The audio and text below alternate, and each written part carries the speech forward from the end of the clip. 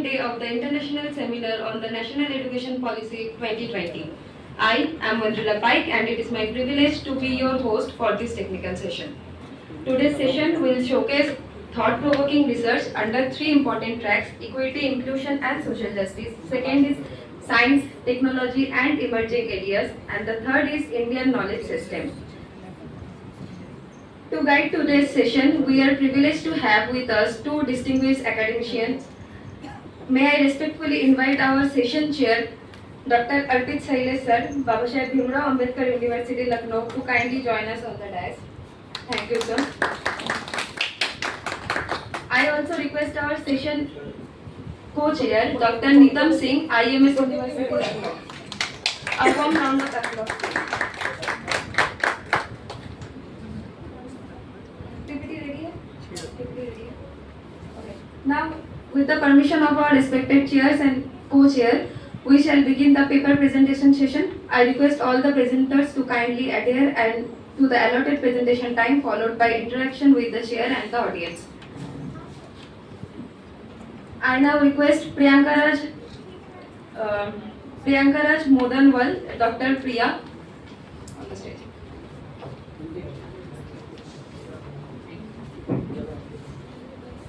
Thank you so much, ma'am, for this opportunity. First of all, good afternoon to chair and co-chairs of this event, and good afternoon, everyone.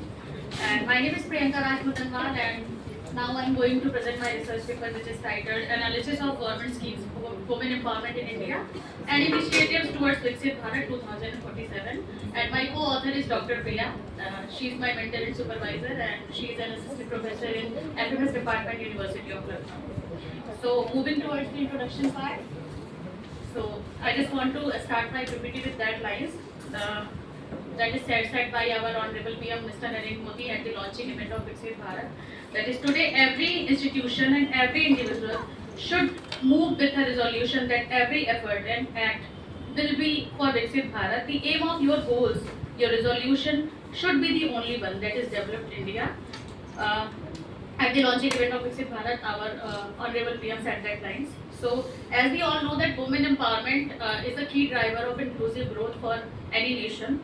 So, as we are talking about the women empowerment, so actually what is women empowerment? Women empowerment is the process of enabling women to exercise their rights, make them independent, that's why they can take their own decisions, and also make their participation equally in the social, economic, educational and political spheres.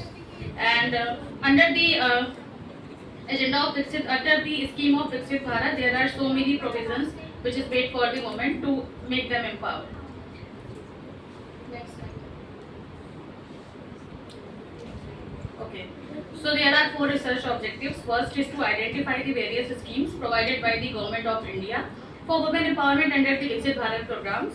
And second one is to explore the various opportunities of government schemes for women empowerment with the special focus on Samarth and the Sambal scheme. Third one is to explore the challenges of various schemes provided by the Government of India under Samarth and Sambal scheme. And the last one is to suggest some measures to improve the permanence of these schemes for the Viksit Bharat 2047. Research methodology, as my research design is descriptive in nature, and secondary data sources are government reports, annual reports, websites, journals, newspaper and policy documents, which is published by Ministry of Women and Child Development, and also Women's Commission on Nation, and the whole data is qualitative in nature. There are so many major government schemes. Some are mentioned here. That is Kasturba Gandhi Balika Vidyalaya, Beti Bachao Beti Padhao scheme, Sukanya Samriddhi Yojana, PM Ujjwala Yojana, Janani Suraksha Yojana, Ayushman Bharat, Stand Up India and Mudra Yojana, and Pradhan Mantri Kaushal Vikas Yojana. Moving towards the next slide. These are the schemes which is specially designed for the rural areas. First one is Kasturba Gandhi Balika Vidyalaya. The main objective is to promote the girls' education and reduce the gender disparities in educationally backward blocks especially. Second one is Sukanya Samriddhi Yojana. The main objective is to promote financial security and support for education of the girl child through the government backed saving schemes. And the third one is Pradhan Mantri Ujjwala Yojana, which is launched on 1st of May 2016 to provide the free LPG connections to the women from poor households. and it has the objective to promote clean and cooking fuel, improve the women's health, and reduce the indoor air pollution. Now moving toward our next slide, that is the second objective, Mission Shakti, which was launched on 1st of April 2015, and with the integrated Government of India scheme for women's safety, security and empowerment. Empowerment means Sambal, as the name shows, Sambal means safety and security, and the Samar, it means the empowerment. What is the main objective of this scheme? That is provide emergency support, legal aid, counseling, shelter, rehabilitation, and promote gender awareness of community participation. There are so many schemes launched under the Mission Shakti, that is One Stop Center scheme, a women helpline, Beti Bachao and Beti Padhao. The main objective of these schemes to provide the emergency response, legal guidance, counseling, information on government schemes, and referral to one-stop centers and support that kind of services.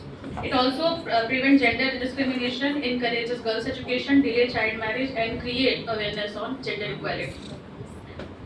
Next one is Nari Adalat, which resolve the family and community disputes through mediation, counseling, and reconciliation at the Gram Panchayat level, at different rural levels also. Our next scheme under the Mission Shakti is Samarth, which means women empowerment, with the main objective is to promote the social, economic and institutional empowerment of women through integrated support services. The main schemes launched under that scheme is Shakti Sadan. Shakti Sadan is a kind of shelter which is provided to women. Okay. Another one is Palna, that is kind of creche facility. Pradhan Mantri Matru Bandhan Yojana. The main objective of these schemes is to promote, improve the maternal and child health, and with providing the partial wage compensation during the pregnancy, and hub for empowerment of women, to strengthen the convergence of women-centric scheme for improved access to government services. What are the main challenges for implementing that kind of scheme? That is, first is lack of awareness. As we all know that many women are not aware of that kind of scheme, so that is the main barrier. And family and social barriers are also there, women especially in India. Language and communication gaps, as there are limited availability of that kind of information in different languages, so that is also a kind of barrier. And the low participation and time constraints. Sometimes we have awareness, we have all kind of access, but some time constraints and low participation level also affect that kind of schemes. So there are some recommendations and suggestions. As we all know that Odisha model is so successful, so we can replicate the same model in all states to successfully implementing that kind of schemes. And information should be disseminated through regional and local languages to ensure the wider accessibility of that kind of schemes. Digital literacy programs should be run to different sectors of nation for implementing that kind of scheme, and regular monitoring and impact evaluation should be undertaken to identify the implementation of gaps and improving programs effectiveness. And family and community sanitization programs should be also organized in different levels.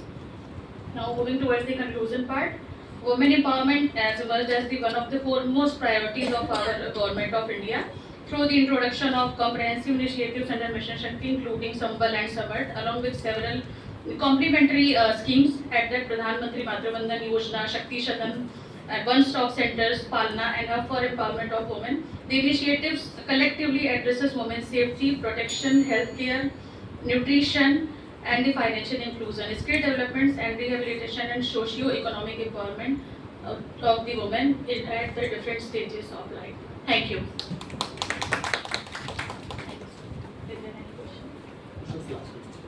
वैसे अगर आप एक question को पूछना चाहता मैं आपसे कि आपने जो ऑब्जेक्टिव इसमें दिखाए आपके ऑब्जेक्टिव एनईपी से कैसे रिलेटेड हैं? So because there are so many government schemes which is वहाँ पे हम लोग की nutrition और उनकी education और बाकी चीज़ों के बारे में भी बात करते हैं. तो women is a kind of foundation of any society. Women is a foundation of any society. So first teacher जो होती है किसी भी बच्चे की वो women होती है. तो if they are educated enough through various kind of schemes, तो हमारा जो NEP अभी implement हो रहा है वो उसको आगे ले जाने में बहुत थोड़ी सी क्लैरिटी बस इसमें है कि how NEP can be correlated. NEP तो हम समझ रहे हैं क्या चीज़ है कि मतलब एक इंटरडिसिप्लिनरी सब्जेक्ट की बात हो रही है यहाँ पे, कैसे हम डिफरेंट डोमेन्स को अंडरस्टैंड कर सकते हैं, इसीलिए मैंने वो सवाल पूछा क्योंकि ऑब्जेक्टिव में कहीं भी NEP को रिलेट नहीं हो पा रहा था। आपके 4 ऑब्जेक्टिव्स मैंने लिखे इसलिए। Thank you. A request to all the presenters, please stick to the time limit of 5 minutes because we have many papers lined up so that we can wind up this session timely. Thank you. एक minute, you are requested तो आप पहले अपना topic बता दें, topic के बाद objectives, अगर आपने कोई एनालिसिस किया हुआ है तो एनालिसिस में आपने कौन से टूल्स इस्तेमाल किए हुए हैं, जो मेजर आउटकम आया है आपके पेपर का वो आप बता सकते हैं, एंड आपका जो मेजर रिकमेंडेशन या सजेशन है हमें बहुत डिटेल में चाहिए। हमें ये क्योंकि एक आपने पेपर रेडी किया है, एक पेपर में थीसिस भर का तो आउटकम नहीं निकल सकता है, ऑब्वियस सी बात है 1 या 2 ही आपके मेजर आउटकम्स होंगे, तो उसको एम्फसाइज करें हम यहाँ पे। जैसे अभी लास्ट प्रेजेंटर ने बहुत सारी स्कीम्स को एक्सप्लेन किया, उसको एक्सप्लेन करने से कोई सेंस नहीं बनता, आउटकम पता चलना चाहिए क्या निकल के आ रहा है, तब पता चलेगा आपने काम कितना बेटर किया है। ठीक है, चलिए we can start with the next presentation. Thank you. Now I would like to request Vijay Anand Sharma, Harsh Pradhan, Institute of Management Studies, BBAU.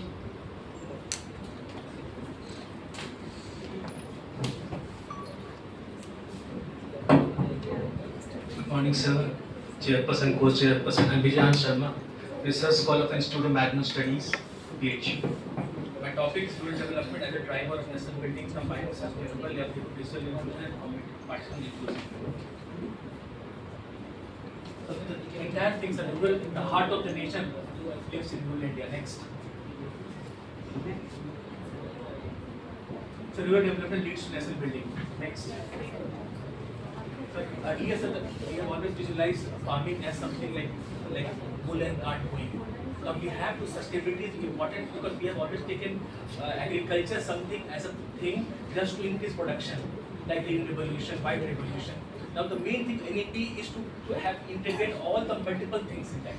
Next. Now digital inclusion connecting rural India. Next. Modern farming better product. Earlier it was only like bull and cart. Then suddenly then the tractor comes. Then suddenly this like drones are coming. So using multiple technologies and integrating one thing to make agriculture sustainable. Next. Like the organic farming, water conservation, livestock and agroforestry. Next. हमारा गांव हमारा विस्तार, because we cannot implement the things of the town into the village. We have to empower the village.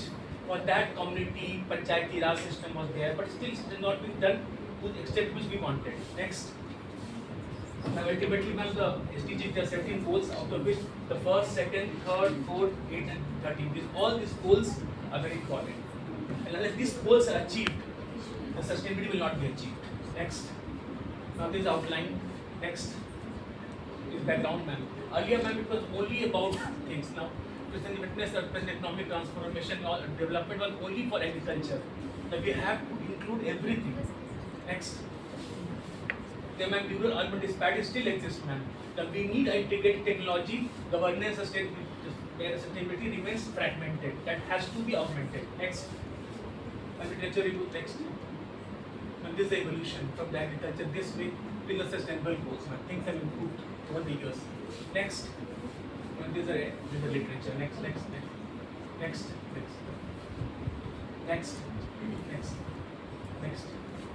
And this is a research gap now.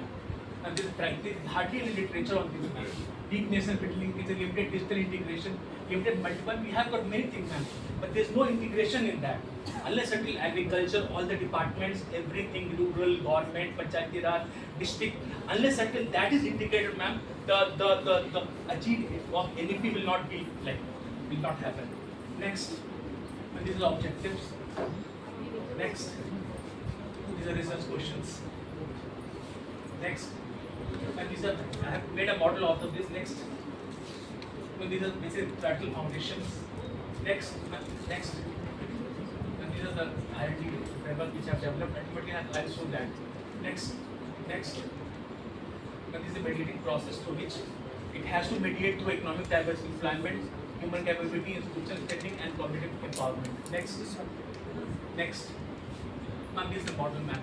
In fact, there is a physical infrastructure, road connectivity, human capital, digital transformation. Next, and good governance, environmental sustainability, and this ultimately, next, and ultimately it leads to outcomes and international building, ma'am. So with all these steps, ma'am, from sustainability it leads to a destination building. Next, this is proposition we have to ask. Next, and this discussion, policy implication, and we have integrated planning, infrastructure, digital inclusion, education, sustainable agriculture, strong institution, and community participation. That is a out of this, ma'am, we need to have integrated planning. Infrastructure has to develop digital inclusion at the village level. Education should be there, not only come from the center. It has to go till the panchayat raj. Unless that happens, ma'am, we will not be able to attain what we want to achieve. Stronger institution and community participation. Next.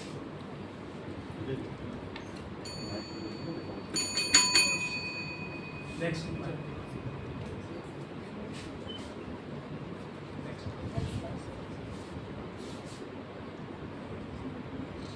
And this is the future research center, ma'am. Medical validation, cross-chemistry, and outcome research, AI, agriculture, and climate. Next. And ultimately, this goal will be achieved: integrated rural development for national building through infrastructure, human capital, digital inclusion, sustainability, good governance, and community participation. Next. Ultimately, the contribution, ma'am, rural development is not merely a sector policy, ma'am. We are stuck on sectoral policy. There are many sectors, but unless we integrate objective but a strategic instrument for necessity through a comprehensive review of the literature and integration of multiple theories perspective, and it can only be achieved through that through a interaction of infrastructure, human capital, digital inclusion, and governance. That's it. Thank you.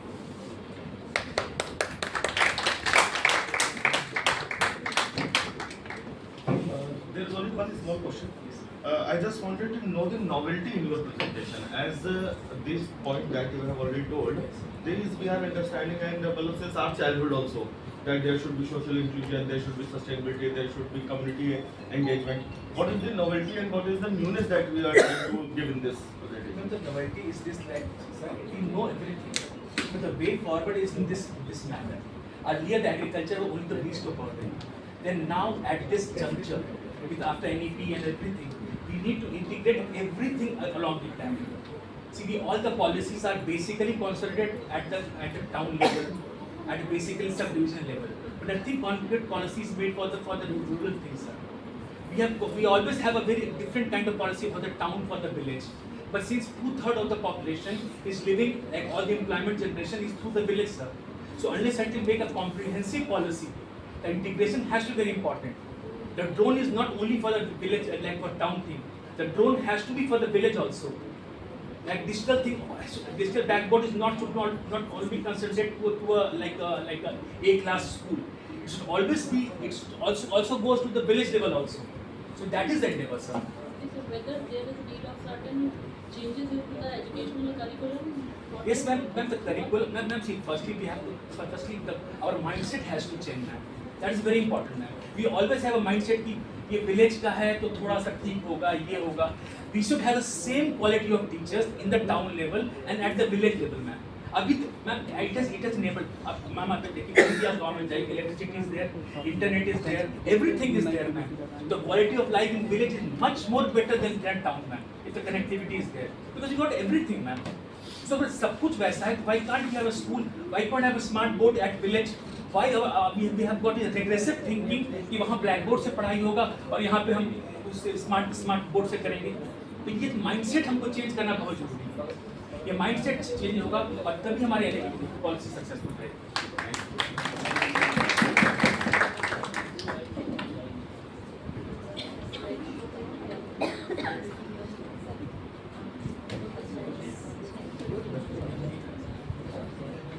Thank you. Now, I would like to request Dr. Pavitra Vajpayee from Sri Ram Swarup Memorial University, Barabanki, India.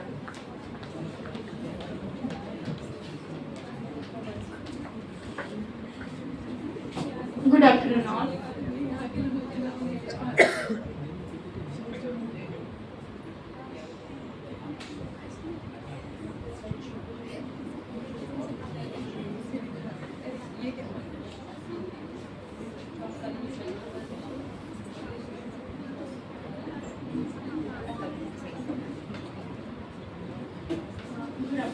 ma'am. My name is Dr. Pavitra Vajpayee from Sri Ram Suru Memorial University, Lucknow. The title of my paper is The Role of Personality Traits in Human Development, Appreciating Individual Differences in Growth and Mental Well-being. तो जैसा कि आप देख ही रहे हैं कि यहाँ पर लिखा हुआ द रोल ऑफ पर्सनालिटी, तो सबसे पहले ज़रूरी हमें हम सब लोग सारे पेपर्स में यही बात कर रहे हैं, डेवलपमेंट की बात कर रहे हैं, वो दूसरे डायमेंशन में बात कर रहे हैं। यहाँ पर बात हो रही है पर्सनालिटी की, आप देख रहे हो। तो क्या सबसे पहले मैं ये पूछना चाहूँगी कि यहाँ पर जितने भी लोग बैठे हैं क्या पर्सनालिटी वर्ड को समझते हैं? ओके, क्योंकि पर्सनालिटी को समझना अपने आप में साइकोलॉजिकली बहुत ही ज़्यादा मुश्किल है। सब लोग यहाँ पर ये जानना चाहते हैं कि आखिर ह्यूमन डेवलपमेंट होता कैसे। Please next. तो लेट्स सी, इसी को समझने के लिए, यहाँ पर जानने के लिए, ये बात पर्सनालिटी को जानने के लिए कि अगर हम पर्सनालिटी को समझ लेंगे तो जाहिर सी बात है शायद हम ह्यूमन डेवलपमेंट को अच्छी तरह से समझ सकते हैं। और हमें पर्सनालिटी को समझना ज़रूरी क्यों होता है? क्योंकि शायद हमारे लिए, हम सब जानते हैं कि हम सब एक दूसरे से बिल्कुल अलग हैं। We are totally different from each other, but sometimes we take everyone as that you are like me. How can you like me? जाहिर सी बात है, आप मेरी तरह कैसे हो सकते हो? क्योंकि कहीं ना कहीं कुछ ना कुछ ऐसा है जो हमें शेप देता है learning, relationship, career success and mental health में। शायद यहीं पर सारी चीज़ें यहाँ पे प्रॉब्लम आ जाती हैं, क्योंकि हम अच्छी तरह से जानते हैं कि हमें एक दूसरे को समझना है, लेकिन कैसे? ट्रेड के आधार पे। ट्रेड क्या है? ट्रेड जो होते हैं वो, प्लीज नेक्स्ट। ट्रेड क्या है? ट्रेड जो होते हैं कुछ कैरेक्टरिस्टिक्स होते हैं और सबको मिलकर बनती है पर्सनालिटी। आप अच्छी तरह से देख सकते हैं, यहाँ पर लिखा हुआ है confident versus shy, organised versus careless, calm versus anxious. तो जाहिर सी बात है क्या है? These are traits. तो let us understand the personality with the help of traits. यहाँ पे I have used in my paper, please next, I have used in my paper 5 personality, 5 dimension of personality. मैंने यहाँ पर ocean का एक diagram, यहाँ पर एक तरीके से पूरा फ्लो ले लिया है। चलिए इसको समझते हैं। प्लीज ऑब्जेक्टिव्स, आप देख सकते हैं फ्लो डायग्राम। प्लीज ऑब्जेक्टिव, जैसे कि आप देख रहे हैं, हम जानना चाहते हैं कि relationship, what is the relationship between personality traits and psychological growth. Let's see. तो इसके लिए एग्जिस्टिंग लिटरेचर को देखना बहुत जरूरी है। आई एम नॉट सेइंग इस पर काम नहीं हुआ, इस पर बहुत काम हुए, मेरा भी सेकेंडरी डेटा ही है। बहुत सारे थीमेटिक सिंथेसाइजेशन लिए गए हैं ये जानने के लिए, बहुत सारे रिव्यू लिटरेचर लिए गए हैं ये जानने के लिए कि क्या वाकई ऐसा होता है। तो लेट्स सी, इसके लिए मैंने यूज किया है ocean. Ocean is a big 5 factor of personality model। बहुत अच्छा मॉडल है, मैं बिल्कुल नहीं कह रही हूँ दूसरे लोगों ने नहीं दिया है, दूसरे साइकोलॉजिस्ट ने नहीं दिया है, बिल्कुल दिया है। आप कैटल को ले लीजिए, आप आइजेन को ले लीजिए, आप ऑलफोर्ड को ले लीजिए, बहुत अच्छे ट्रेड्स बताए। 5 फैक्टर मॉडल पर्सनालिटी का ओशन, यानी कि ओ ओपननेस, सी कॉन्साइंसनेस, ई एक्सट्रोवर्जन, ए एग्रीलेबल, आप कितने एग्रीबलनेस है, एंड द लास्ट वन है न्यूरोटिसिज्म। दैट्स व्हाई ये पांचों चीजें जो है वो हमारी ट्रेड में शामिल हो जाती है, हमारी पर्सनालिटी में शामिल हो जाती है। ओपननेस में भी कुछ लोग हो सकते हैं बहुत ही ओपन हो, सारी चीजों को लेने के लिए तैयार होते हो, बिल्कुल हमें नए एक्सपीरियंसेस को लेने को तैयार हो, एकदम खुले हैं, हर एक्सपीरियंस को लेने के लिए तैयार है। एंड अगर हम बात करें कॉन्शियसनेस की, they are very disciplined, they are quite goal oriented. और अगर हम बात कर लें एग्री लेवलनेस की, तो जाहिर सी बात है कि हम हर चीज़ को एकदम अच्छे से ले रहे हैं, हम आपको समझ रहे हैं। तो बस मैं यही समझना चाहती थी कि क्या personality traits and human development में किसी भी तरह का कोई भी रिलेशनशिप बिल्कुल है, क्योंकि इससे शामिल हो रहा है हमारा फिजिकल डेवलपमेंट, इससे शामिल हो रहा है हमारा मेंटल वेलबींग, और इससे पूरा समाज का डेवलपमेंट हो रहा है। तो let us understand the personality in a different sphere so that we can understand each and every individual in a very different way. Thank you so much. Yes ma'am, I wanted to take actually, but I couldn't get human being that is being evolved every day. So changes are coming up, so how you can study that using the certificate? Yes ma'am, I wanted to take primary data, but I couldn't, because that's why I've said in the last there should be long-term study, there should be cross-sectional study, there should be some intervention study. That is the lacking of my presentation. It is a very good subject, that's why. Thank you so much.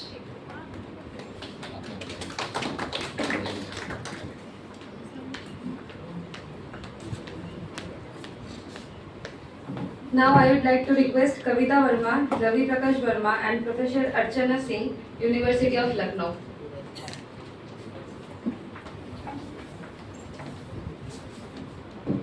Good afternoon, respected chairperson, faculty, and everyone, and dear participants.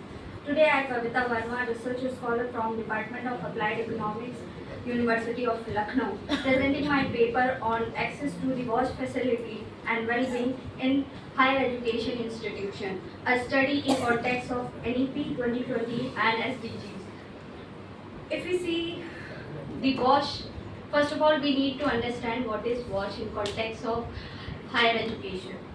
WASH is a stand for Water Sanitation Hygiene, is a globally recognized framework promoted by the WHO, UNICEF to ensure the access to the safe drinking water and adequate sanitation and proper hygiene in higher education system. Higher education. WASH goes beyond the basic facilities and infrastructure. It creates health, safety, inclusion, inclusivity, equality, and gender sensitivity in learning environment. Next slide, please. If you see the alignment, then it closely related with the vision of Indian new NEP, which emphasize on holistic development, student well-being, equity, and equality, quality education. If we see its contribution to the SDG, then we can see that various SDGs are associated with this concept. Majorly the SDG 6, which is clean water and sanitation, and other SDGs like SDG 4, 3, and 5, 10. Objective slide, please. Next. So here I am. Objective of my paper is to assess the WASH facility. And their influence on mental and emotional well-being of female students in HSCs. To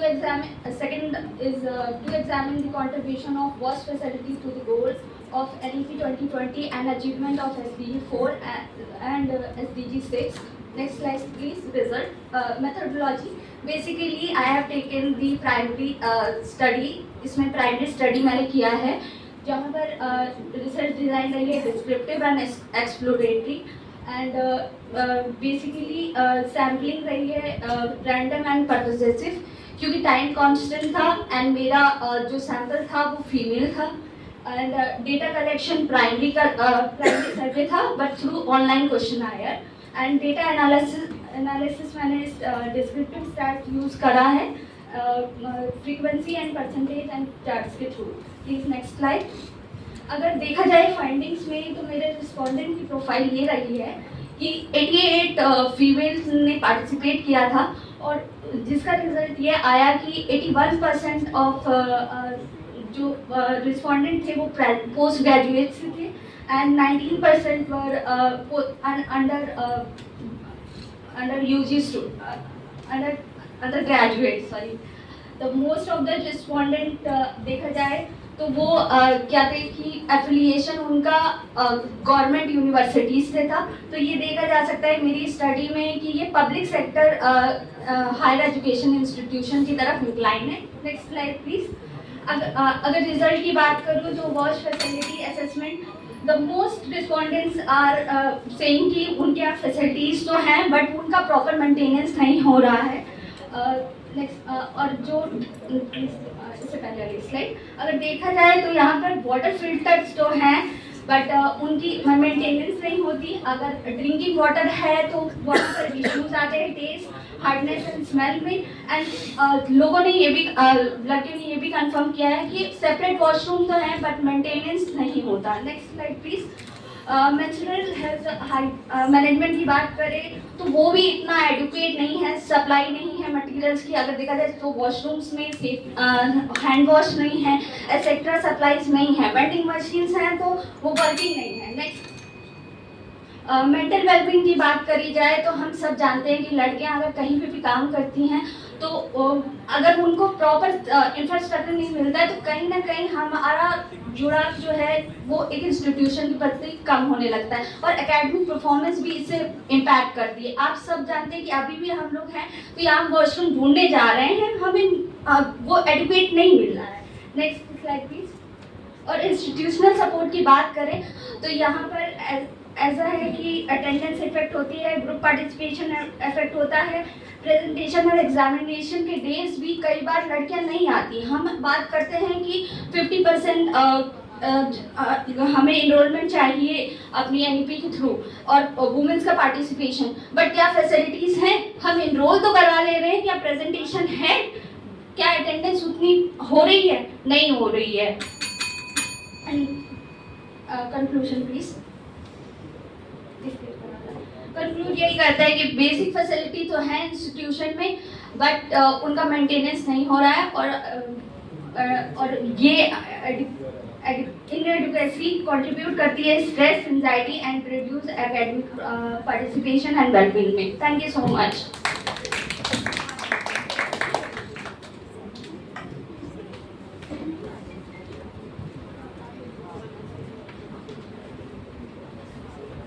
I would now request Aditya Kala from Sri Jayanaran Mishra PG College, Lucknow to present his paper.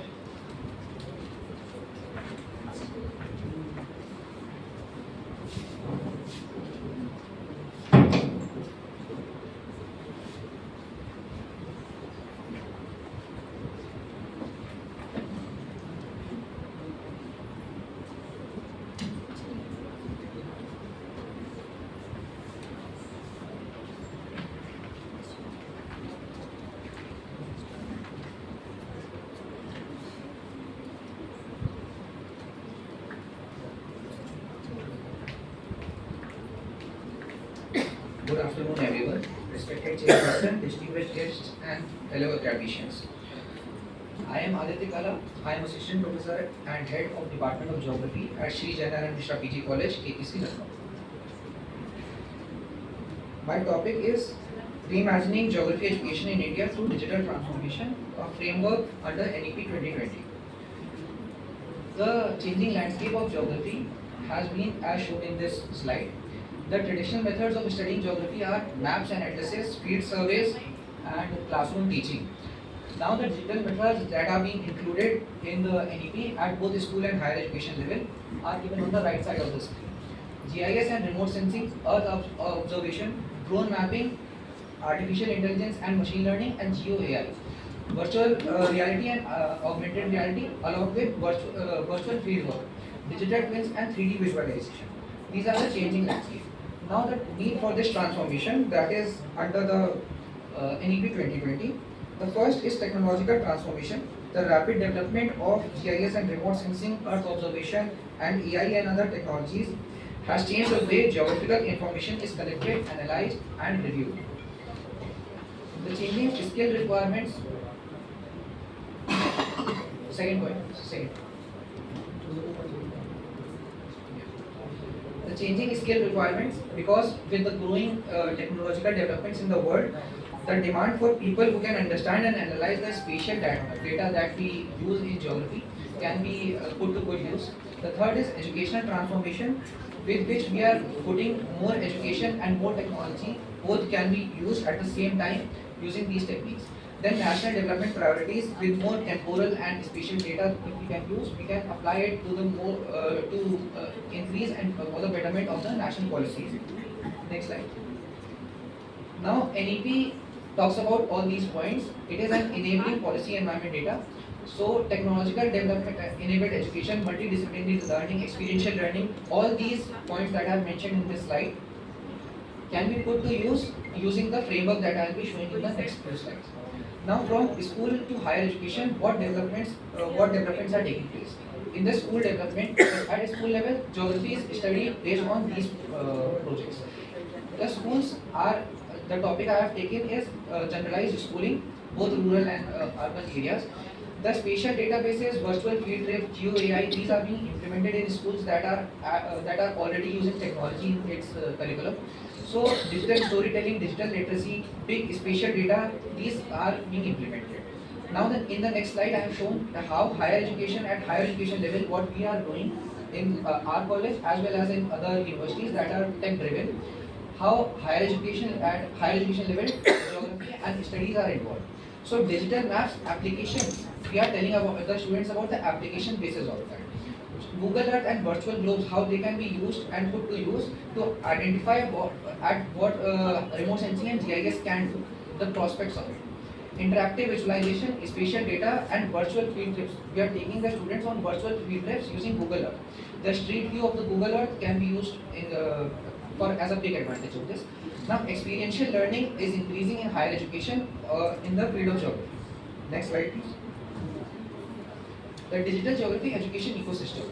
So the 5 points on which this digital geography takes place is available digital infrastructure, digital learning platforms, traditional geospatial technologies, emerging technologies and digital pedagogy. So the whole higher education system is already applying digital pedagogy. Now it needs to be specified for geographical studies. Now opportunities for transforming geography education in the 5 points I mentioned. Please slide it. The 5 points that I have mentioned, teaching and learning, assessment, career employability, all these aspects we are teaching the students these days on how career and employability can be generated, how assessments are done, how analysis of big data, earth observation, AI, ML and open geospatial data can be used. Now the challenges at the present moment are, I think, which can be curtailed by implementing more digital technologies to it, are digital inequality because not all areas are digitally as equipped as they should be. Digital ethics, infrastructure, privacy, data security, teacher preparedness because teachers also need a lot of training for this, algorithmic bias, curriculum gaps and so on. My research methodology has been qualitative and conceptual. The data sources are given in this slide. Analytical approach includes policy review, literature review, thematic analysis, identification of opportunities and challenges, and then development of a proposed framework, which is in the next slide. So this is the proposed framework, digital geographical education framework. The foundation has been NEP 2020, digital present infrastructure that is currently available to us, and inclusive access. Next is digital pedagogy, geospatial and emerging technologies.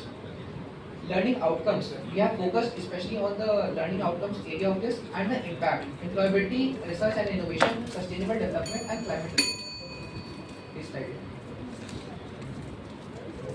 These are the policy suggestions that we are implementing in our framework. So digital empowered geography graduates can contribute in these ways to the society. These are the conclusions.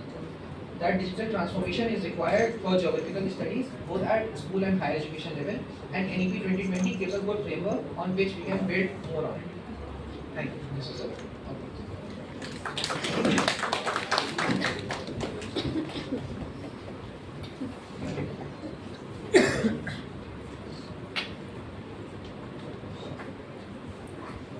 Now I would like to invite Soni from University of Lucknow to take the stage.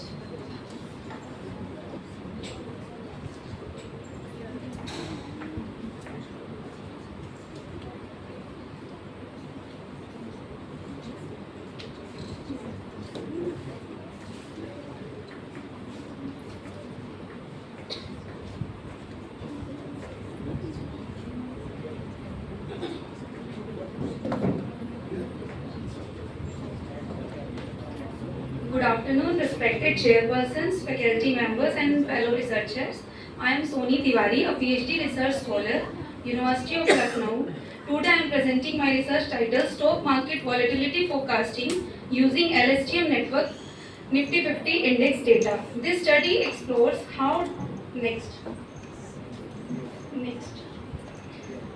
This study explores how deep learning techniques can improve stock market volatility forecasting in comparison with the traditional large models. Next.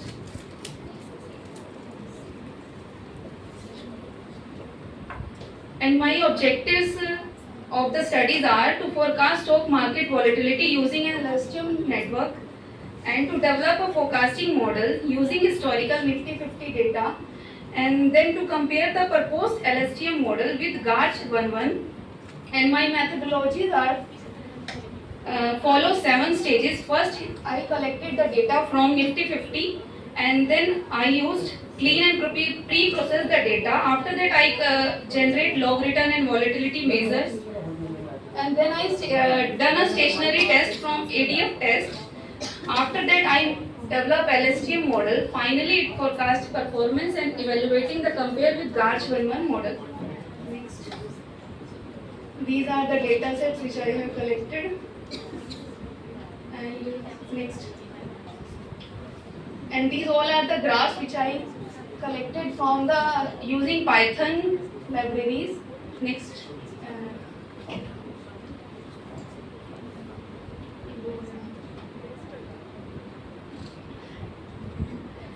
And the training and validation loss curve shows stable convergence indicating effective model learning, and the actual and predicted volatility plot demonstrate that the LSTM model closely follow the observed market volatility. And GARCH 11 model also capture volatility clustering and persistence conformity, its effectiveness and traditional benchmark. And the conclusion of my study is this. This study demonstrates that the LSTM is an effective deep learning approach for forecasting stock market volatility, and the model successfully captures non-linear temporal patterns in Nifty 50 data and achieves satisfactory predictive performance. And compared with traditional GARCH model, LSTM shows the greater potential for modeling complex financial market behaviors. And finding may assist investors, portfolio managers and financial institutions in improving the risk management and investment decision making. And future research may be incorporated macroeconomics variables, financial news, sentiment and advanced deep learning such as GRU, transformer and hybrid model. Thank you. Have you personally used any of the models for trading? Have you analyzed any of the model personally for the trading? So how you Not can say right. you should have tested on yourself also? I am doing trading, but I am not using these models right now Because I it would have been so easy. The whole country would have earned with the stock market.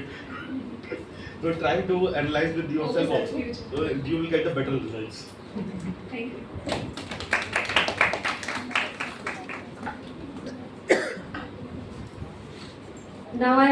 Now I would like to invite Nilakshi Shukla from University of Lucknow to take the stage.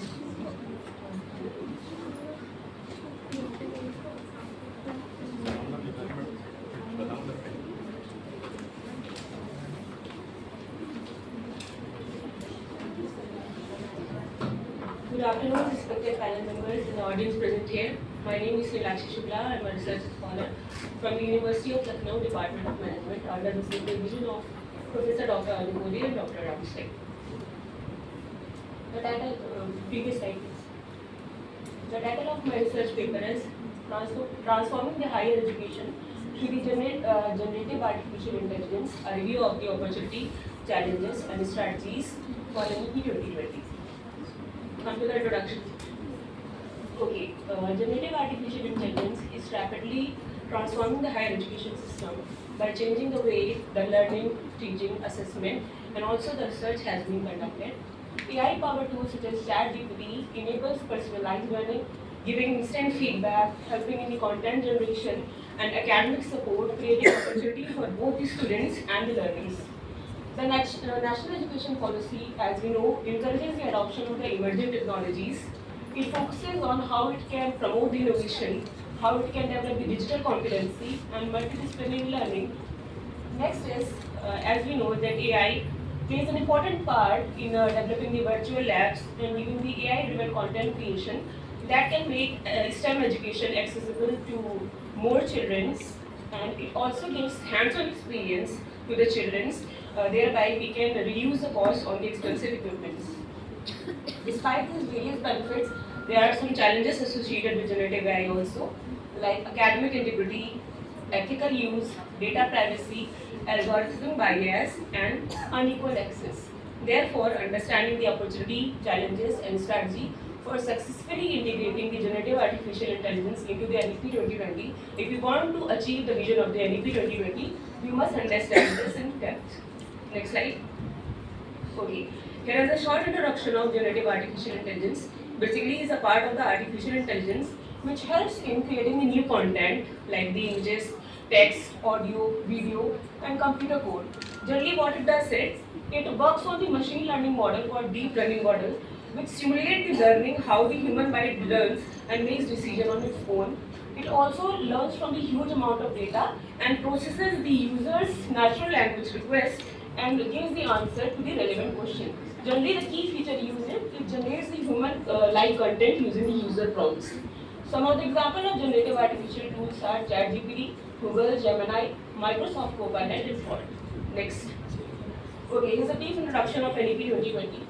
NEP 2020 envisions India becoming a knowledge superpower by leveraging flexibility, innovation, multidisciplinary learning, and technology-enabled education.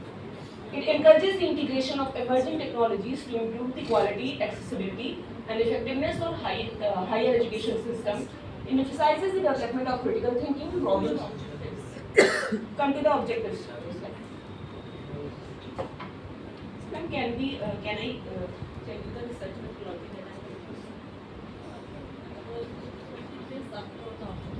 used? Okay, ma'am. Okay, objective slide only. Okay, here are my objectives. First is the primary objective that I wanted to conduct a systematic literature review to know the role and implication of generative artificial intelligence in higher education. And these are my specific objectives. First is to know the opportunities offered by Gen AI in higher education. Next is to know the challenges. And third is to identify the strategies that how effectively we can integrate the Gen AI to achieve the vision of NEP 2020. Come to the research methodology section. Next. Okay, here is the Prisma table where I have conducted the systematic literature review. I have chosen a Springer Lane database for searching the articles. I have used the keywords generative artificial intelligence and higher education system, and various filters were applied, like content type was chosen articles and discipline were kept to education, language English, which resulted in some 297 articles. But I wanted to stick to the core objective of my research paper. So I selected 15 papers which I worked upon to conduct the systematic literature review. Come to the findings, opportunities like. Okay, so here is the result of the systematic literature review that I have conducted. These are the opportunities. I have classified the opportunities for the students, for the educators, as well as for the educational institution. If we talk about the opportunities of Gen AI for students, first is it helps in personalized and adaptive learning. How? Because it delivers the content according to the need, according to the pace and according to the difficulty level which the student can handle. Means it gives the personalized learning according to the need of the student. Second is immediate feedback and academic support. It solves the complex problems, gives instant feedback and gives round-the-clock support to the students which they cannot get in normal classroom setting. Next is enhanced creativity and critical thinking. It helps students in knowing about the new ideas, it helps them in forming the creativity and also helps them to explore the multiple perspectives. Next is research and academic integrity writing assistant. Students can use Gen AI to identify relevant literature, summarize the research article and organize ideas to improve the quality of academic writing. Next we'll talk about the opportunities for Gen AI for the educators. Gen AI helps the educators for creating the content development, for planning their lessons, and for generating the quizzes, assignment, and learning resources. It also reduces the administrative workload, which are only faculty members, so that they can focus on the teaching really. Next. Here are the opportunities of Gen AI for the higher education institution. First, it promotes the multidisciplinary education. Like Gen AI facilitates interdisciplinary learning by integrating the knowledge from diverse fields, encouraging collaboration across academic discipline, and supporting the multidisciplinary vision of NEP 2020. Next, it strengthens the academic industry collaboration by teaching the real-world projects, internship, and research partnership and improve the graduate employability. Next, it bridges the skill gap for the future employment because To know the digital competency in AI knowledge is very well needed because we are in the 21st century where we need to be very well aware about the technical competency. Next, come to the challenges. Okay, apart from the opportunities, here are some challenges also. There are academic integrity misuse. If we talk about the students, because the risk of the plagiarism, academic misconduct, and over-reliance on AI-generated content is there, and it reduces the critical thinking and creativity because it generates the responses in such a manner. The development of the cognitive skill becomes a hindrance. Next is privacy and okay, come to the conclusion class. So we have discussed about the opportunity, challenges and strategies for integrating the generative artificial intelligence to achieve the vision of the NEP 2020. The question here is not about whether we will use the AI or not, but whether how in what manner, in what strategic manner we are going to integrate the generative artificial intelligence so that we can successfully achieve the vision of the National Policy Education 2020. Thank you.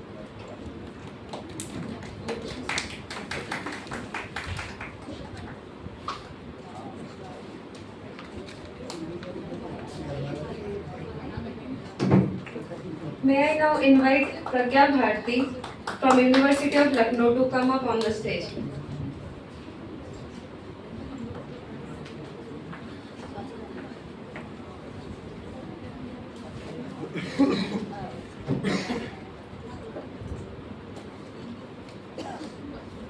Good afternoon, everyone. My name is Pragya Bharti. I'm a research scholar from Department of Management, University of Lucknow. My topic for today's presentation is understanding the meaningful work paradox and Indian knowledge system perspective. Next slide, please. Meaningful work refers to the work that individuals perceive as significant, purposeful, and worthwhile. A substantial body of research has been done on how meaningful work impacts employee outcomes positively, such as job satisfaction, engagement, organizational commitment, well-being, etc. However, recent studies have shown that these studies indicate that meaningful work is not always beneficial, and it sometimes results in unintended negative consequences, which scholars have termed as meaningful work paradox. The objective for my studies are to examine paradoxical outcomes of meaningful work, to identify gaps in existing theoretical explanations of meaningful work paradox, to propose a Triguna-based conceptual framework explaining divergent employee outcomes. Previous slide, please. Previous slide. Previous one.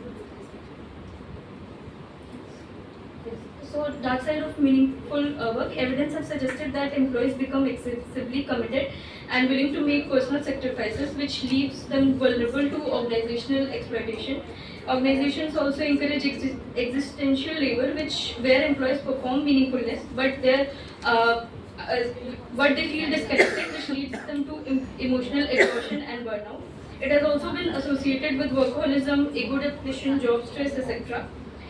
Next slide, please.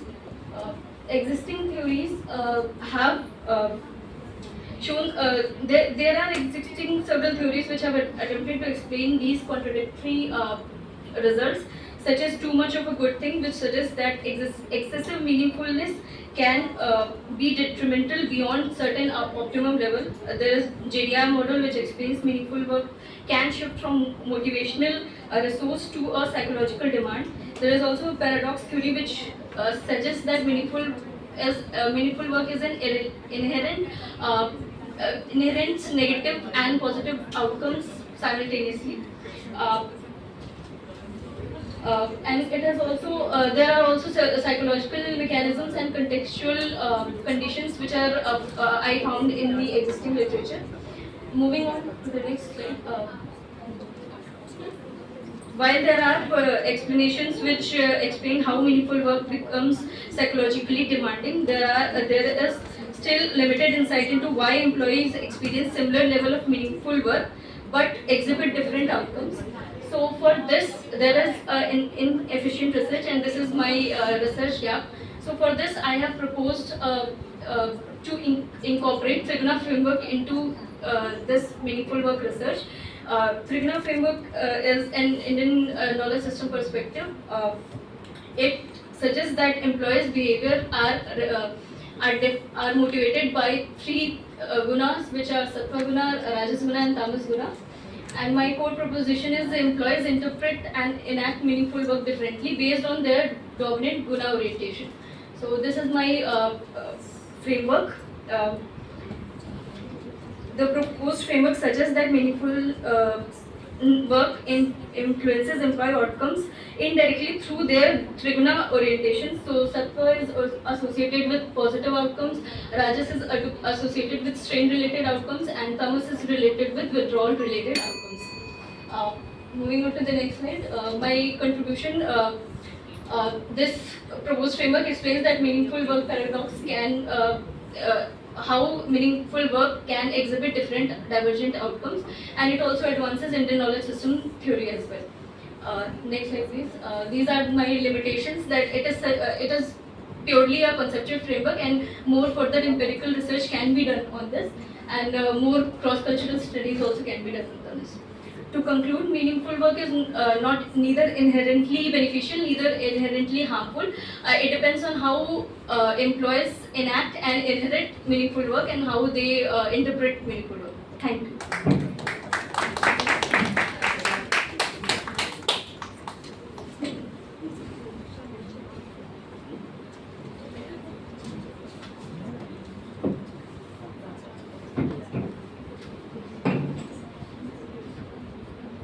May I now invite Sanskriti Keshri to come up on the stage, and may I request all the presenters to kindly complete your presentation within the allotted time of 5 to 6 minutes, please.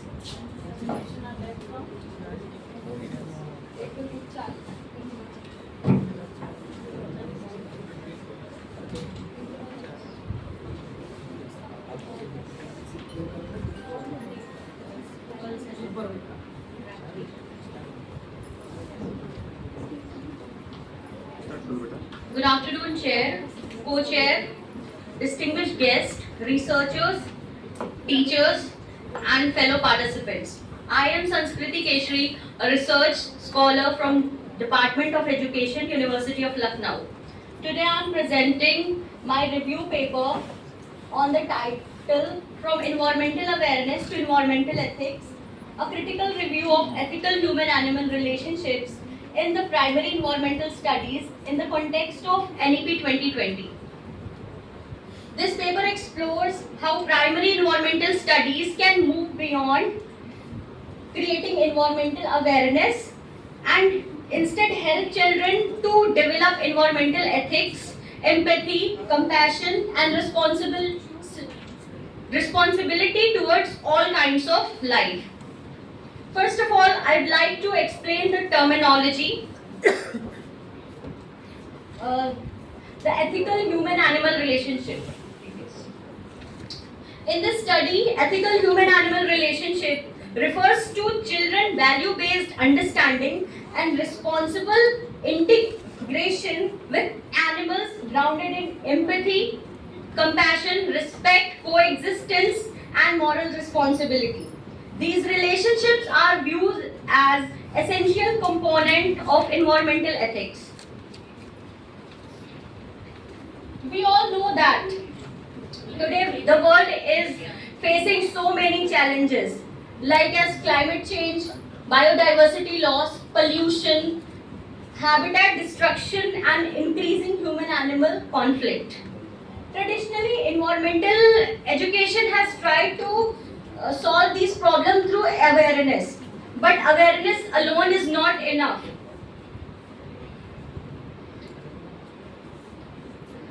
There are many studies which show that simply knowing about environmental challenges and environmental problems will not solve the problem.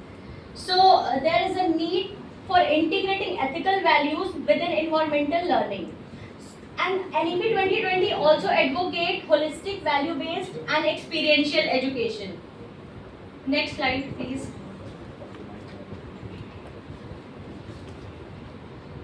While reviewing the literature, I have found the several problems that primary environmental studies primarily develop environmental awareness. Ethical dimension of human-animal relation received limited curricular attention. Scientific understanding is emphasized more than moral responsibility. And opportunity for nurturing empathy and compassion remain underexplored.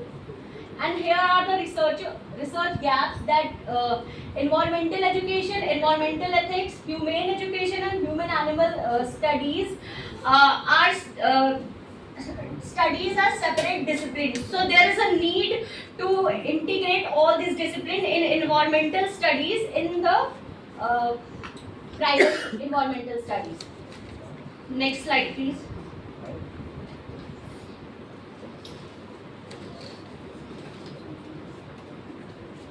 The review has major 6 objectives. First, to examine the conceptual evolution of environmental education and environmental ethics. To critically analyze the philosophy of NEP 2020 and NCF SC 2023.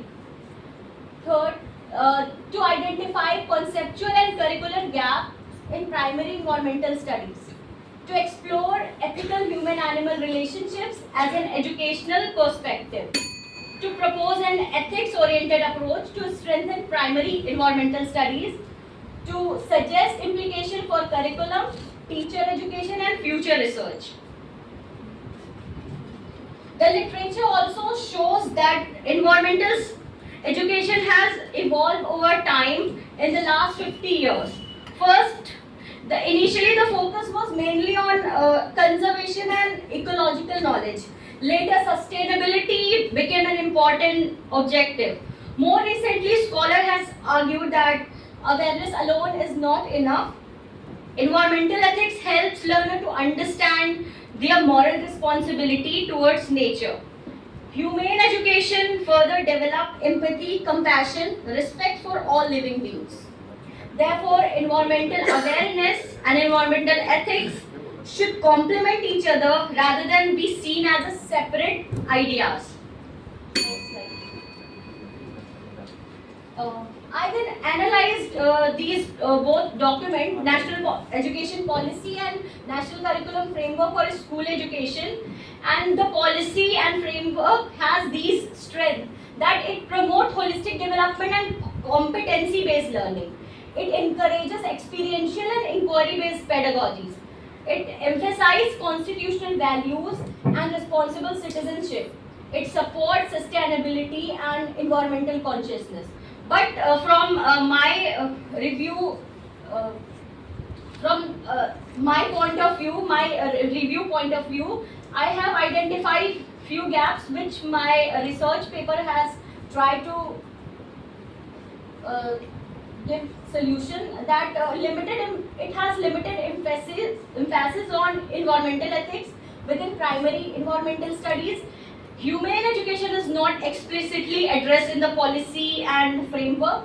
Ethical human-animal relationship remain largely implicit, and greater curricular guidance is required for ethics-oriented environmental learning. Therefore, I argued that existing EVS themes can be interpreted through an ethical lens without introducing a new subject. The main contribution of my review paper is this integrative perspective, that environmental awareness provides scientific knowledge, environmental ethics develop moral responsibility, humane education nurtures empathy and compassion, ethical human-animal relationship help children to apply these values in real life. Together, these elements contribute to develop environmentally responsible and compassionate citizens. This is the central argument of my paper. The review, next slide. The review suggests that we do not need to introduce another subject, but existing curricular EVS topics such as forest, biodiversity, wildlife and domestic animal can be taught through ethical discussion. Therefore, we can use storytelling, nature walks, observation and reflective discussions to encourage empathy and moral thinking. Teacher education programs should also prepare teachers to facilitate ethics-oriented environmental learning. This would strengthen the implementation of NEP 2020. To conclude, environmental awareness is necessary. It helps children to understand environmental issues. However, awareness alone cannot ensure responsible behavior. Ethics complement ecological knowledge. Humane education strengthens moral responsibility. Ethical human-animal relationship enrich primary EVS because for grounding human-animal relationships deepen the ethical texture of primary environmental studies. Supports the holistic vision of NEP 2020 and NCF SC 2023 because this ethics-oriented framework is fully consonant with the policy vision of holistic value-based education. It contributes towards responsible and compassionate citizenship because the ultimate aim is the formation of citizens who are both environmentally responsible and compassionate in their relationship with all living beings. Thank you so much for listening to me patiently.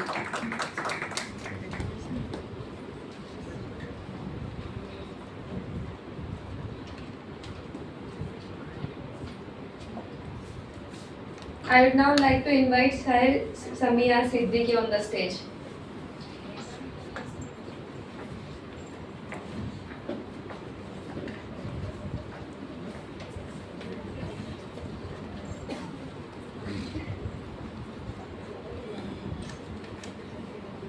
Good afternoon everyone, I am Samia Siddiqui. I am a research scholar at Integral University. I am working under Dr. Afreen Fatma. So my topic today is something I think all of us have seen up close. I am calling it the coaching class paradox. Basically, can NEP 2020 actually compete with India's coaching culture? So next slide please. Think about it for a second. Almost every one of us, someone in our family has been through a coaching center, JEE, NEET, CAT, UPSC, CUT. Doesn't matter which exam, coaching has become the default. And the numbers back this up. India's coaching industry is now worth over $7 billion, growing at more than 10% every year. Just NEET alone had close to 23 lakh candidates this year. That scale we are talking about, and NEP 2020 is supposed to fix exactly this. Less pressure, more real learning, but coaching just keep growing. Next slide. So what I'm trying to do in this paper is fairly simple.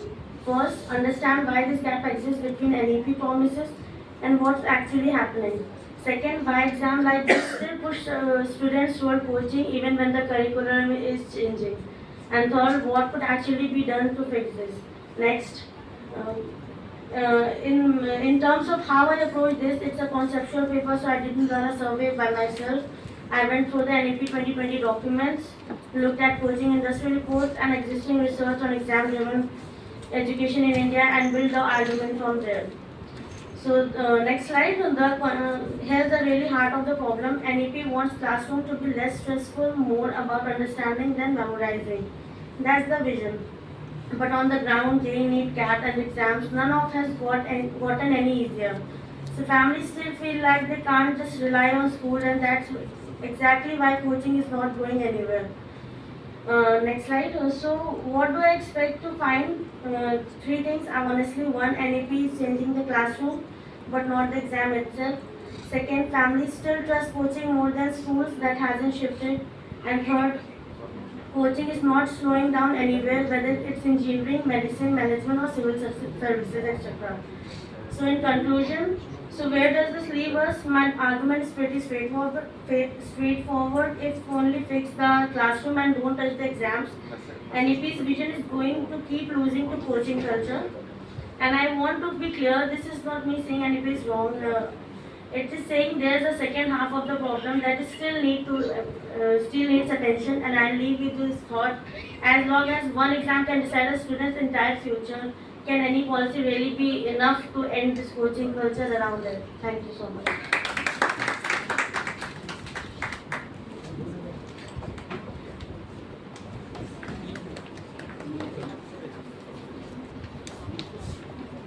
I I may request Harshita Srivastava to take the stage.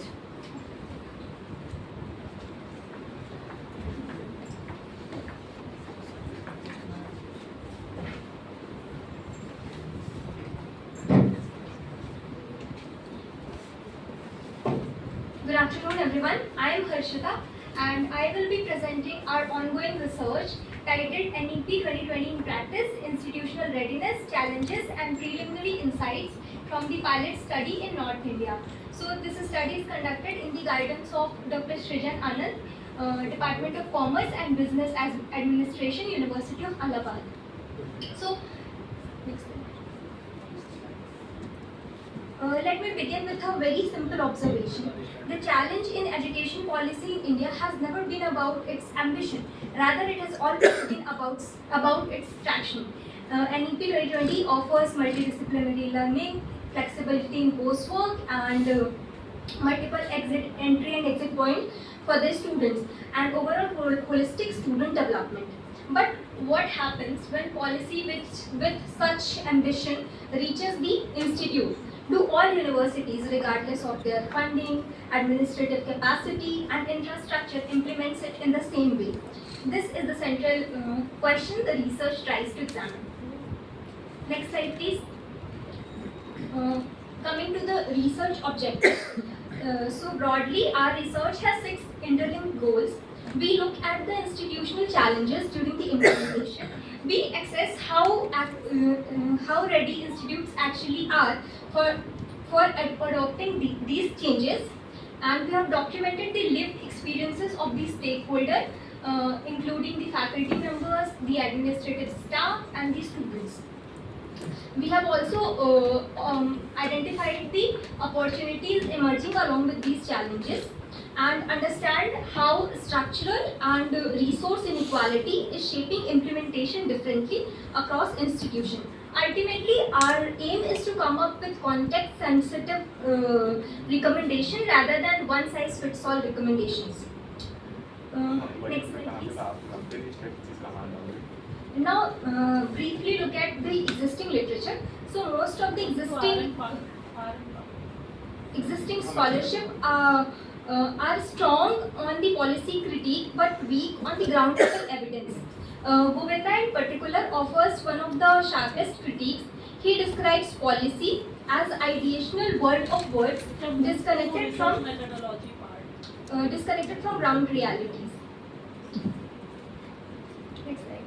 Next slide. Methodologically, this is a quantitative descriptive study conducted as a pilot phase of larger ICSSR funded project. So we have collected data through structured Google Forms questionnaires using a 5-point Likert scale. Our sample included faculty, administrative staff, students drawn from central and state universities, covering both urban, semi-urban and rural institutions across North India. I want to here emphasize that the study is exploratory in nature. So we are not claiming any causal relationship, rather we are surfacing the patterns worth investigating. Next slide, please. Next. Coming to the research result part. So here in this chart, you can see that a large majority of our respondents say that their institution has formally adopted NEP and revised their curriculum, and even a larger share say that faculty and students are familiar with policies provisions. But what is interesting here is that the awareness runs well ahead of the actual readiness.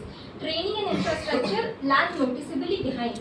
So what this tells is that institutions have absorbed the language of the reform very effectively, but that does not automatically translate into real changes. Next slide, please.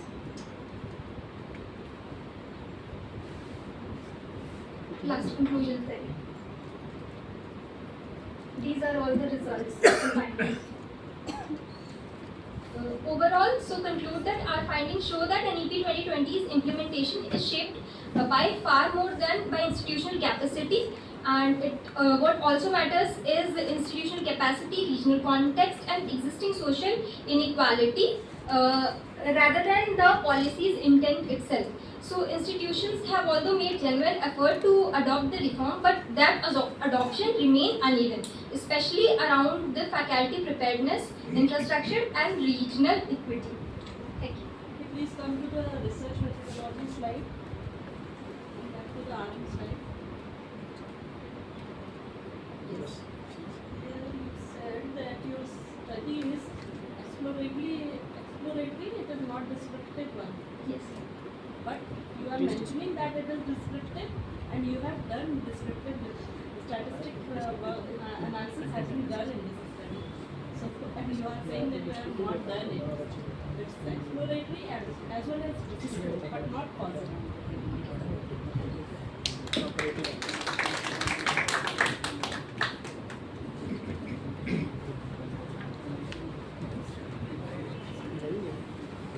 May I now invite Nitilesh Kumar on the stage?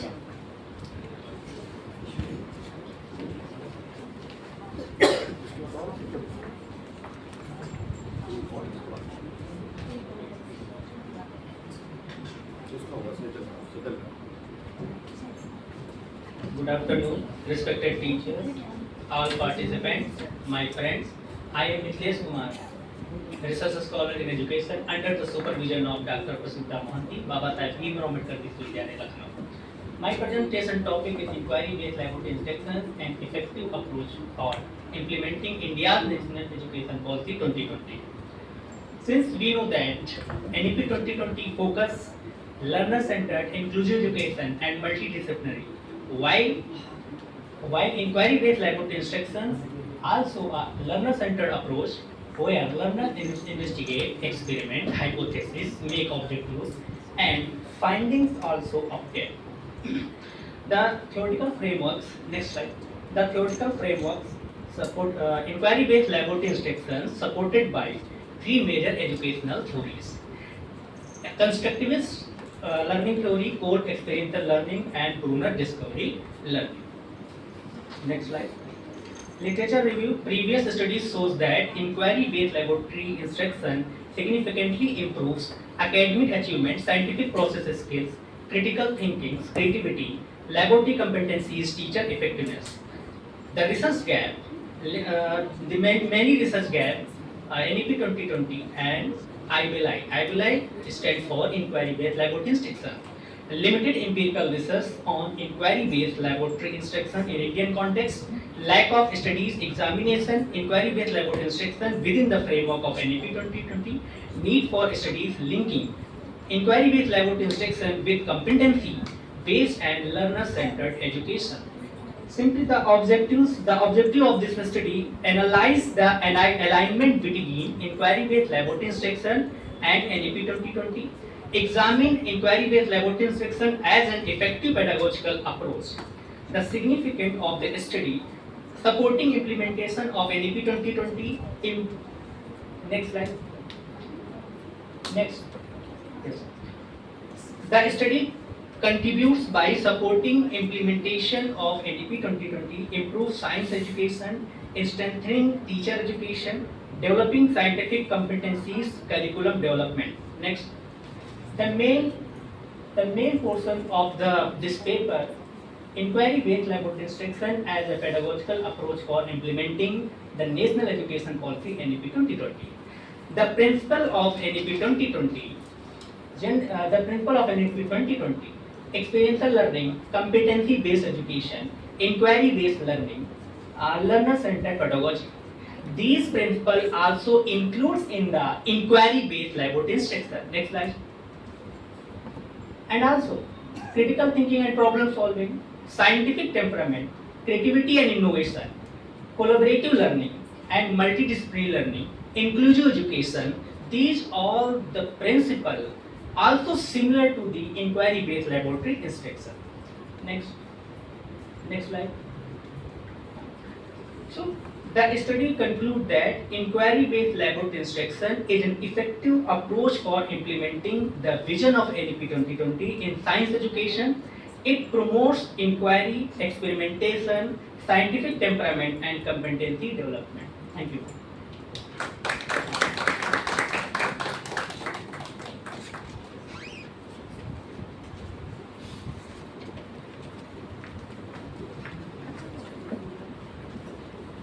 I now request Sajal Srivastav to give his presentation.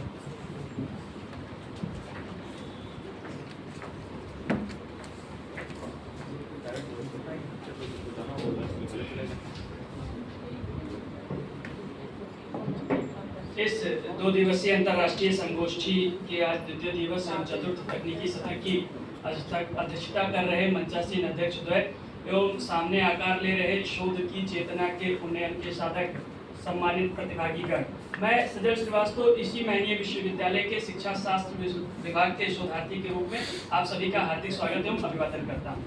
किसी भी शोध की शुरुआत एक जिज्ञासा से होती है। मेरे भी इस अध्ययन की शुरुआत एक ऐसे ही प्रश्न से हुई। जब हम विश्व गुरु भारत बनने की बात करते हैं तो हमारा ध्यान प्रायः उच्च शिक्षा की ओर जाता है, नवाचार की ओर जाता है और बुद्धिमत्ता वैश्विक प्रतिस्पर्धा की ओर जाता है। लेकिन हमें स्वयं से एक प्रश्न पूछना चाहिए कि क्या विश्व गुरु भारत बनने की वास्तविक यात्रा विश्वविद्यालयों से शुरू होती है या फिर प्रारंभिक कक्षा में पढ़ रहे उस अंतिम सीट पर बैठे हुए उस विद्यार्थी से जो वास्तव में अभी पहले अक्षर को लिखना, पढ़ना, गढ़ना और संख्यात्मक दक्षताओं से रूबरू होने वाला है। इसी बात को लेकर इसी प्रश्नों ने मेरे अध्ययन को एक नया आकार दिया, जिसका शीर्षक है राष्ट्रीय शिक्षा नीति 2020 के आलोक में निपुण भारत मिशन, विश्व गुरु भारत के लिए शैक्षिक ज्ञान शक्ति की शैक्षिक आधारशिला।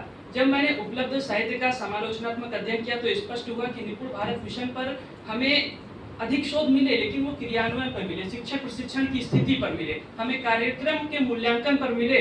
लेकिन वहीं से हमें एक महत्वपूर्ण रिक्ति समझ में आती है कि जब हम विश्व गुरु बनने की जो भारत है उसकी शैक्षिक आधारशिला के रूप में हम किस प्रकार से उसे देख रहे हैं। तो जब राष्ट्रीय ज्ञान क्षमता और मानव पूंजी और विश्व गुरु भारत बनने की एक वैचारिक परिकल्पना, एक दीर्घकालिक परिकल्पना को हम किस प्रकार से विकसित कर पाएं, इसी वैचारिक रिक्ति को भरने का प्रयास मैंने इस अध्ययन में किया है।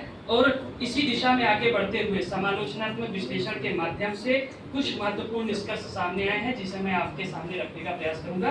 पहला निष्कर्ष यह है कि आधारभूत साक्षरता और संख्यात्मक दक्षता यानी फाउंडेशनल लिटरेसी एंड न्यूमरेसी केवल पढ़ने, लिखने और गणना करने जैसी क्षमताओं को लेकर ही नहीं है, बल्कि यह भाषा बोध, तार्किक चिंतन, विश्लेषणात्मक क्षमता और समस्या समाधान क्षमता की आधार भूमि को तैयार करती है। दूसरा निष्कर्ष यह है कि यही संज्ञानात्मक क्षमताएं आगे चलकर ज्ञान निर्माण, अनुसंधान, नवाचार और मानव पूंजी का आधार बनाती हैं।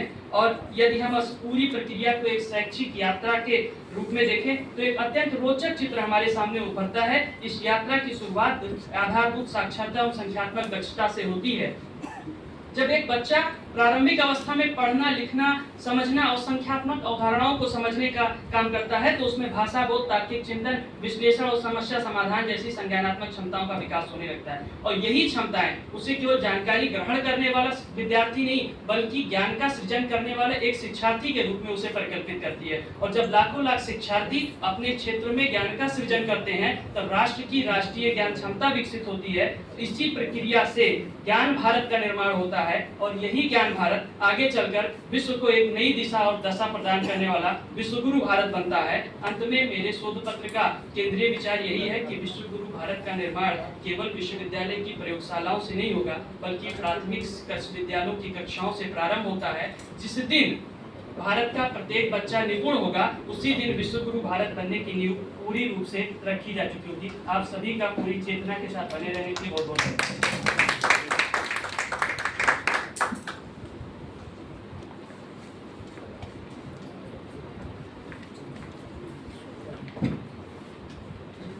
Thank you everyone for your insightful research. We will now break for lunch. I request all the participants and delegates to kindly proceed to the guest house for lunch and we shall meet in the fish hall after 30 minutes. Thank you.